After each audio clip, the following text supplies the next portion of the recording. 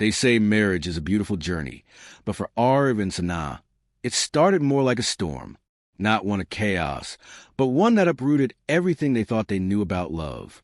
Aarav was a software engineer in Pune, logical, calm, predictable.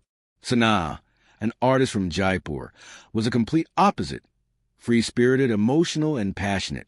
They met through a family arrangement, one awkward meeting. And suddenly, two strangers were asked to spend a lifetime together. On paper, they were a mismatch. He loved silence. She danced in chaos. He planned every minute of his day. She followed the moment's mood. But somehow, after that first meeting, something clicked. Not because they understood each other, but because they respected the difference. The early days of their marriage were quiet, polite. Shared dinners, shy smiles, and long silences that weren't heavy but unfamiliar. Sana would paint late into the night, and Aarav would wake early to write code. It was as though they lived in parallel, connected, but never fully overlapping. The first fight happened 6 months in. It wasn't about anything big, just a burnt toast and forgotten promise. But opened a door neither wanted to enter, the door of unspoken expectations. Sana broke down that night, crying not because of the toast, but because she felt unseen. Aarav sat beside her, unsure of how to fix it. He wasn't taught how to sit with someone's pain. But that night he learned. He didn't talk. He didn't try to fix it. He simply held her hand. And that was the beginning. Marriage, they discovered, isn't about agreement. It's about alignment. It's about showing up even when you don't understand. Especially then. Their bond grew not in candlelit dinners or Instagram-worthy moments, but in the ordinary, in shared groceries, late-night tea, fixing the leaking tap together, and a quiet understanding that they were building something, even if it didn't look like the fairy tale everyone talked about. Then came the hardest year. Sana lost her first pregnancy at 5 months. A sudden complication, a hospital room filled with silence, and two people who didn't know how to grieve the same way. Sana became quiet. She stopped painting. Aarav buried himself in work. They began drifting, not because love faded, but because pain built walls they couldn't see through. One night, Aarav came home to find Sana sitting on the kitchen floor, hugging a baby blanket she had stitched months ago. He sat beside her, and for the first time he cried too. No words, just two people, broken, bleeding, and healing together. That night, something shifted. They realized grief doesn't destroy love. Silence does. And they promised each other that no matter how hard it got, they would never stop talking. Years passed. They had 2 children, Ayan and Kiara. Sana started a small art school in their neighborhood. Aarav became a mentor at work, helping young minds find direction. Their home was never perfect. There were arguments, mismatched schedules, and unwashed dishes. But there was love, always. One evening, Ayan, now 10, asked, "Mama, Papa, how did you know you were meant to be together?" Sana smiled, looked at Aarav, and said, "We didn't. We chose to be." Aarav added, "And we keep choosing, every single day. Because that's what marriage is. Not magic, not luck, but choice. A decision to stay when leaving seems easier.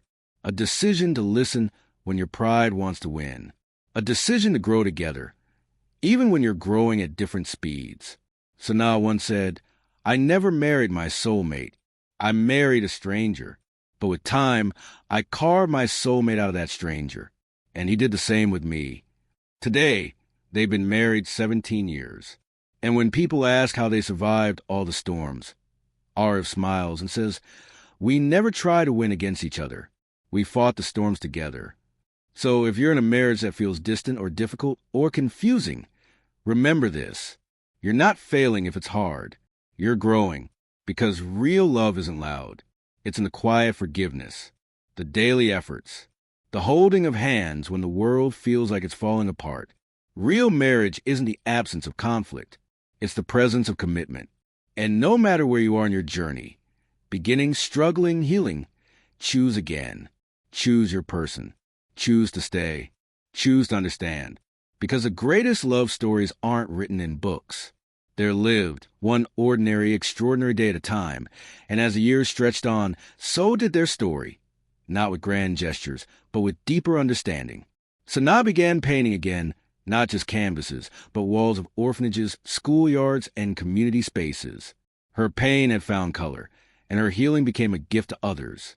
Aarav supported her quietly, showing up at her exhibitions, helping her organize workshops, even if he didn't fully understand the language of brushstrokes.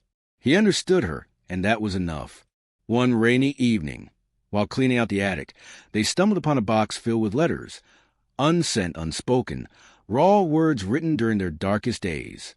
Letters Sana had written but never shown. Pages Aarav had typed out but never printed. They sat in the dim light, reading through their past selves, seeing how far they'd come. Why did we ever give these to each other? Sana asked, her voice barely a whisper. Maybe because we weren't ready to hear them then. Aarav replied. That night, they started a new ritual. Every Sunday, after the kids went to bed, they wrote letters to each other. Not because they had something urgent to say, but to never lose the art of expression. To remember that love, like language, needs practice. Their children grew up in a home where emotions weren't silenced, where tears weren't shameful, where disagreements didn't mean disconnection. Ayan, now in high school, once told a friend, "My parents argue, sure, but they never forget to say sorry." And that's kind of cool. Kiera, who adored her mother's paintings, once painted her own version of their family, for figures under one roof, holding hands in a storm. When Sana asked her what it meant, she said, "We're safe even when it rains." Time, as it always does, brought changes. Arav's parents grew older. Sana's mother fell ill. Responsibilities multiplied. But never once did they let those burdens separate them. Instead, they treated challenges like a team sport. Sometimes one was strong while the other crumbled, but they always switched roles when needed. When their 20th wedding anniversary arrived, they didn't throw a lavish party. Instead, they renewed their vows privately in the backyard, under the fairy lights their children had strung up. Sana wore a simple white kurta. Aarav dressed in his oldest sherwani, the same one from their wedding, now a bit tight around the waist. Their vows weren't about forever. They were about today. "I promise to choose you again today," Aarav said. "Even when it's hard, even when it's quiet." Sana replied, "I promise to keep learning you, because we change, and I want to grow with every version of you." Their love wasn't cinematic. It was real raw, full of imperfections. But that's what made it beautiful. And now, when couples come to them for advice, they don't offer cliches. They offer honesty. Love is messy. Sana says, "You'll hurt each other. You'll disappoint. But if you can forgive, if you can still see the soul underneath the tired face, there's hope. Don't marry the idea of someone." Aarav adds, "Marry the reality. And keep choosing that reality every single day."